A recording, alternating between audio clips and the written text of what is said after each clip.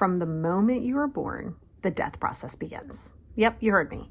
Yep, you're born, but technically, I mean, you'll grow and, you develop, but it's still the beginning of the death process, right? And it's a scary thing, right? Like this thing called life can be a little scary at times, right? A lot of times. And you have an expiration date, right? Like you don't know when that's going to be, for the most part. Sometimes you do, but you don't really know when that's going to be. If you have milk in the fridge and you look at it, it's expired date, you throw it out. I mean, no matter who you are, what you do, how great you are, how many followers you have, how famous you are, how rich you are, that CEO position you have, being a mom, being a doctor, being a teacher, none of that matters at the end. Okay? And so where I'm going with that is you got to stop living your life waiting on the approval of other people. You can't do that. You can't live in the approval of other people because then you're literally putting your life on hold. That's the first part. The second part is you're letting fear take over. You're letting the experience and trials and tribulation of your past. I know, I lived it. Remember, I'm writing my book. This is why I'm even doing this topic because it was just a chapter that I was working on. I was like, oh, and as they come up, I'm like, oh, let me get that out because if not, my ADHD brain will totally forget and you'll just wait till the book. But if you're living your life waiting for other people's approval, that's a problem. If you're living your life in fear and thinking that you're preparing yourself for something that could go wrong, you're not living. You're existing. You're breathing oxygen, but you're not living your life. You're not doing yourself any favors by refusing to take the risks, by fearing the risks. And it's something that you have to get very clear in because you could go out and get hit by a bus today. You don't know. You can take every precaution, everything on the planet, and you don't know when that time is. And that's a scary thought. I know. Believe me, I get it. So you want to make sure. So let's unbox those two things. My hair's doing something weird. So let's unbox those two things. Let's do the whole fear thing first, okay? Yes, you've gone through stuff. Yes, it's scary. Yes, the unknown can be scary, but I got to tell you, the unknown is where everything that is positive lives. Even if it's negative, it's positive. Because if you're learning something, if there's a mistake, if there's an accident, if there's something that happens, believe it or not, you do get something from it. See, but you're refusing to do it unless you know it's going to work. No, that's control. That's ego. Yes, it's from anxiety. Yes, it's from trauma, but it's your ego. And if you're not willing to embrace it and kind of, I'm not asking you to throw fear to the side, but kind of stop living in the past of what what did happen. Okay, that's a fact that it happened. That's not a fact that it's going to happen again. It could happen again. Doesn't mean it's gonna. And another thing that is crippling to you, more so at times than that fear, which is, it's still fear, but it's the worrying about other people, worrying about how they feel, worrying about, well, they want me to do this. My parents want me to do this. Society is a big one. Oh God, that's a huge one, right? Comparison is the thief of joy on a regular basis. So you're sitting there, you're comparing yourself to your friends. Oh, I'm not where I should be at 23. Says who? Based on what rule book? I know society pushes it. Schools push it in 9th grade now. What do you want to be when you grow up? I don't know. I just got done playing with Barbies 5 minutes ago, and now you want me to make a career choice? It's ridiculous. The world itself puts a lot of unnecessary stress on you. Don't allow it to happen. You're allowing that expectation to be put upon yourself. You are absorbed. That's a choice. It is a choice. You're taking that on. You're too worried about making sure that everybody around you is happy. You're too worried about the people-pleasing mechanism of this. And I'm going to tell you right now, you're not living your life for them. They're not making you do anything as an adult. They're not making you do anything. You're choosing to not want to disappoint people. That's a choice that you're making. You're going to have to be okay with their disappointment.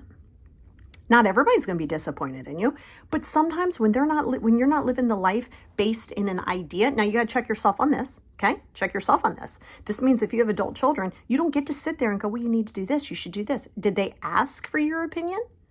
Stop trying to prevent their life journey. Stop trying to prevent people from failing. If you're always there to pick up the pieces and always there to coddle and be the safety net, and then you get hit by a bus today, they have no survival skills whatsoever. Now they are like, oh my God, what do I do in life? They have to fall. They have to fail. That's how we grow. So you also have to check yourself on this one, right? Stop inflicting your autobiography for other people to make you comfortable. And stop trying to make other people comfortable, because I don't care who you are, you have an expiration date, and it could be 30 seconds from now. You don't know. And so the more that you sit there and you say, oh, and don't get so object focused, right? Like, I need that big career. I need that. Great. You know what? You could be the best CEO on the planet, biggest actors, best singer, best of everything, best parent in the world. At the end of the day, you ain't taking it with you. Doesn't matter. So yeah, be those things, but don't attach your identity to those things. To attaching your identity to something like that, it goes away when that thing goes away. That's why empty nesters have a problem, right? You know, my 3 children, my oldest daughter's 29, my son's getting ready to be 27, my daughter's 16. When she moves out, I might be like, oh, I'm a little sad. I'll be fine. Because you know what? My life isn't just solely focused around her. Because when you're object focused on something that you think is going to make you happy or a role in which you're supposed to carry, the moment that role or that thing disappears, you're like, I have no purpose. Of course not, because you attached your purpose to an external source. You have to have that sense of self. Yeah, trust me, I went through the trauma. Remember, I had to survive. I did the selling Cheech and Chong on a corner, lived in that kidnapper van with my dad. It just looked like a kidnapper van. But, you know, the white, no wall, like literally like a kidnapper van. You know, been there, done that. Went through all of the, you know, traumas and multiple traumas. But I'm here today. I can't worry about all that stuff then. I wouldn't change that stuff. People have a real hard time when I say that. I wouldn't change my molestation. I wouldn't change my mom passing. I mean, if I magically could, sure I would. But the reality is I can't. So I'm not even going to worry about that. Nobody should ever feel sorry for me or you or anybody else. It makes you who you are today. You choose if it's going to give you resilience and power or if you're going to stay in that victimhood. And I stayed there for a long time. I have a whole chapter on it. I was just obnoxiously victim-y. But what was I doing? I wasn't living my life. I was living in the past of time that you're not getting back. You're not getting time back. I don't care how much you obsess on it. I don't care how much you ruminate on it. That time ain't coming back. And you're wasting time because you're not guaranteed tomorrow. And you know what? You don't even deserve tomorrow. None of us do. It's a gift for us. Every day you wake up, that's a gift. You're not deserving of that time. It's a gift. So you have to ask yourself, why am I putting my life on hold? Why am I so worried about other people? That's a deeper rooted issue that you got to tackle. It's what I work with my clients on. Like, you got to tackle that deep root. Because if you're constantly thinking, I'll start this tomorrow, I'll do this tomorrow, all of a sudden I have to clean my entire house in a day. No, you don't. No, you don't. Micro goals. Listen to episode 37 of my podcast. Micro goals. And you also have to have enjoyment. You also have to work and play in equal measure. Life is serious. Life is hard. Life is difficult. Everything's hard. I don't want to hear that it's hard. Being an adult is hard. Being a human being is hard. Which heart are you going to choose? Are you going to choose the heart of like the victim hard? Or are you going to choose the heart as like, oh God, this is going to require self-discipline? And trust me, I have ADHD. I've had PTSD, OCD, depression, anxiety. Those things make it more difficult, but it doesn't mean that it can't happen. And the moment you stop living your life for other people and what they want, let them be disappointed. Let them be mad. Let them not talk to you. Let them ice you out. Bye. You're not living your life for them. So what? So what if they don't like you? And what? Other people will. If I told you 199 great things about yourself, and one thing that wasn't even bad, it was just like, oh yeah, you could have probably done that different. And that was like in the middle of the pack somewhere. You're not listening to anything else I've said. I could tell you, you were amazing. You saved 97,000 people. That one negative thing that I've said to you, you're going to be a negative bias. You're going to be like, oh my God, I could have done that better. Why didn't you? Don't care anything about what I just said. Not even a little bit. You're focusing on that.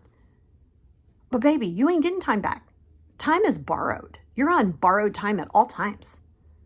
So do it to the best of your ability for self. This doesn't mean go and accomplish 47,000 things today. This means start to reanalyze who you are. It's a call to action for you. Reanalyze who you are. Reanalyze what you believed in. You don't have to believe the same thing religiously and politically that your family does or your best friends do. Believe as you want. Take your time. Start the new job.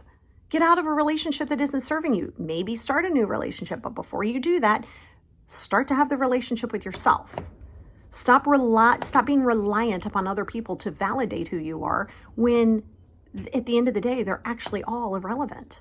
But how you see yourself is very relevant. So what are you going to do now?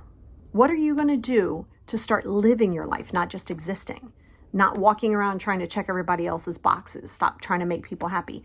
What are you going to do starting right now?